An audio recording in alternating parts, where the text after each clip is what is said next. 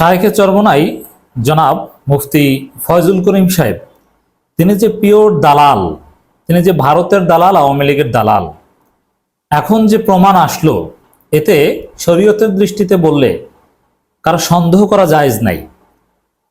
ফয়জুল করিম সাহেব যে ভারতের দালাল এবং আওয়ামী লীগের দালাল, এই বিষয়ে সন্দেহ পোষণ করা জায়েজ নাই।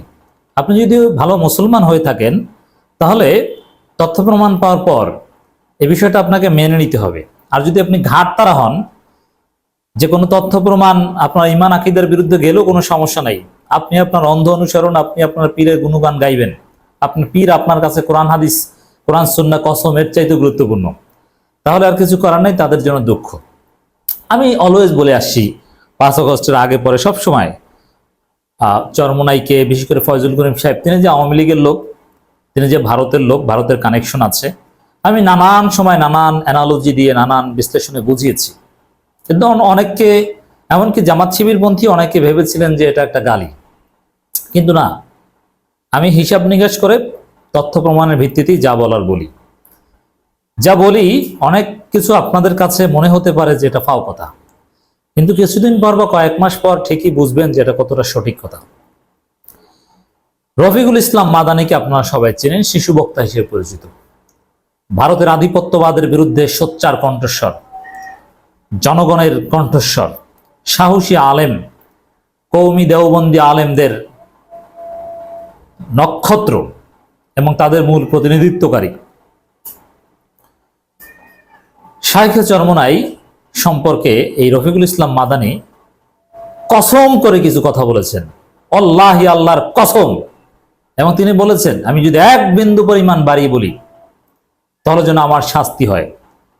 এখন শরীয়তে কিছু উসুল আছে, এইভাবে যদি কোনো মুসলিম কসম করে কিছু বলে এবং মোবাহলা টাইপের যে আমার জন্য শাস্তি হয়, এটা মিথ্যা হলে, তখন সেটা বিশ্বাস করার কিছু বাধ্যবাধকতা, অব্লিগেশনস কিন্তু আমাদের আছে। অতএব রফিকুল ইসলাম মাদানী যা বলেছে, হয় আপনাকে তার বিরুদ্ধে প্রমাণ দিতে হবে, পাল্টা কসম করে বলতে হবে। শরীয়ত কি এখানে ফয়জুল করিম সাহেবকে পাল্টা কসম করে বলতে হবে যে আল্লাহি, আল্লাহর কসম, রফিকুল ইসলাম মাদানী যা বলেছে সেটা মিথ্যা, আমি ভারতের দালাল নই, আমি ভালো মানুষ, আমি বাংলাদেশপন্থী। এভাবে যতক্ষণ পর্যন্ত ফয়জুল করিম কসম করে না বলবে, ততক্ষণ পর্যন্ত রফিকুল ইসলাম মাদানীর কসম বিশ্বাস করা যে কোনো মুমিনের জন্য অব্লিগেটরি। অতএব ফয়জুল করিম সাহেব যে ভারতের দালাল, এটা আপনাকে বিশ্বাস করতে হবে। কি বলেছে রফিকুল ইসলাম মাদানী, তার বক্তব্য শুনেছেন, আমি জাস্ট একটু ব্যাখ্যা দিলাম। আমি যদি একটু সংক্ষেপে বলি, সামারাইজ করি রফিকুল ইসলাম মাদানীর বক্তব্য। তাকে যেমন রিমান্ডে যখন জিজ্ঞাসাবাদ করা হয় চোখ বেঁধে, তখন কিছু হিন্দি ভয়েস শুনতে পেয়েছেন। তারপরে তাকে জিজ্ঞেস করা হয়েছে এরা কারা, আপনি কি বুঝেন? তিনি জেনে শুনেও তারা যে রয়্যাল লোক এই ধারণা তিনি প্রকাশ করেননি, তিনি বলেছেন র্যাবের লোক হতে পারে। এক পর্যায়ে রফিকুল ইসলাম মাদানীকে প্রশ্ন করা হয় যে যারা উত্তেজনাকর বক্তব্য দেয় এরকম কয়েকজন আলেমের নাম বলেন। তারপরে তিনি কয়েকজন আলেমের নাম বললেন, তার মধ্যে তিনি সরাসরি প্রথম দিকে নাম বলেননি, কিন্তু পরবর্তীতে যা বুঝিয়েছেন এটা স্পষ্ট। তিনি নাম লিখেছিলেন ফয়জুল করিম সাহেব, ইসলামী আন্দোলন বা চরমোনাইয়ের নায়েবে আমির। কর্তৃপক্ষ, ওই ভারতের লোকজন থেকে শুরু করে বা গোয়েন্দা সংস্থার লোকজন যারা রিমান্ড নিয়েছিল ফয়জুল এই রফিকুল ইসলাম মাদানী, তারা ফয়জুল করিমের নামটা কেটে দেয়। এর মানে ফয়জুল করিম ভারতের লোক, আওয়ামী লীগের লোক, তিনি যতই হাসিনার কাপড় খুলে দিক, হাসিনার বিরুদ্ধে যাই বলুক, এগুলো সব লোক দেখানো, এগুলো সব নাটকের অংশ, স্ক্রিপ্টেড। আমরা তখনই বলেছিলাম ফয়জুল করিম সাহেব আওয়ামী লীগের বিরুদ্ধে যে হুঙ্কার টুঙ্কার অমুক, এগুলো সব ফালতু নাটক। আসলে তারা আওয়ামী লীগের লোক, আওয়ামী লীগের বয়ান, শাহবাগী বয়ান এগুলো ধারণ করে। এখন দেখেন এই ফয়জুল করিম সাহেব যে ভারতের দালাল এবং আওয়ামী লীগের লোকজন যে তাকে কোনো শাস্তি দেয়নি বা তাকে কিছুই বলেনি, কি বলেননি হাসিনাকে, আওয়ামী লীগকে যা তা বলেছেন, কিন্তু কই ফয়জুল করিম সাহেবের কিছু হয়েছে না? চরমোনাইয়ের কারো কিছু হয়েছে? কিচ্ছু হয়নি। গত 15 বছরে আওয়ামী লীগের কাছ থেকে সবচাইতে বেশি সুবিধাভোগী দল হচ্ছে জাতীয় পার্টি এবং চরমোনাই। এবং ফয়জুল করিম সাহেব যে ভারতের দালাল বা আওয়ামী লীগের দালাল, তার প্রমাণ তো আপনারা দেখেছেন যে তাদের প্রোগ্রামে হাসান মাহমুদ উপস্থিত হয়, তাদের বিবাহ অনুষ্ঠানে আসাদুজ্জামান খান কামাল উপস্থিত হয়, আওয়ামী লীগের নেতারা উপস্থিত হয়। এতে বুঝতে কোনো অসুবিধা আছে? এরপরও যদি আপনি বিশ্বাস না করেন, সর্বশেষ ফরিদউদ্দিন মাসুদের বিরুদ্ধে যারা বলে তারা নাকি ইসলামের দুশমন, ফরিদউদ্দিন মাসুদের বিরুদ্ধে বললে নাকি তার মাদ্রাসার দিকে তাকালে নাকি চোখ উপড়ে ফেলবে, অমুক তমুক নাকি।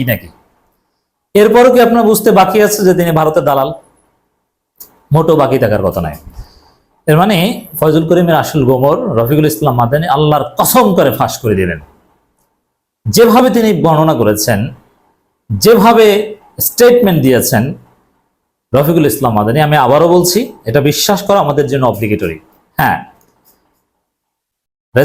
ফয়জুল করিম সাহেব যদি এখন ওয়াজের ময়দানে বা কোথাও এসে কসম করে বলেন যে না, আমি ভারতের দালাল নয়, আমার সাথে কোনো সম্পর্ক ছিল না, গোপন কোনো আতাত ছিল না, ফরিদুদ্দিন মাসুদ জাস্ট আলোই, ফরিদুদ্দিন মাসুদের ভায়ায় ভারত কিংবা আওয়ামী লীগ সরকারের গোয়েন্দা সংস্থার সাথে আমার কোনো গোপন যোগাযোগ ছিল না, এগুলো যদি প্রকাশ্যে বলতে পারে, কসম করে, তাহলে ঠিক আছে। আর যতক্ষণ পর্যন্ত না বলবে ততক্ষণ পর্যন্ত তিনি ভারতের দালাল, ভারতের দালাল, ভারতের দালাল, আওয়ামী লীগের দালাল, আওয়ামী লীগের দালাল, আওয়ামী লীগের দালাল, হাজারবার আওয়ামী লীগের দালাল। এটা যে বিশ্বাস করবে না, সেও দালাল, সে ভণ্ড, সে মূর্খ, সে শরীয়ত বোঝে না। আপনাকে you must believe that Faizul Karim সাহেব একজন দালাল।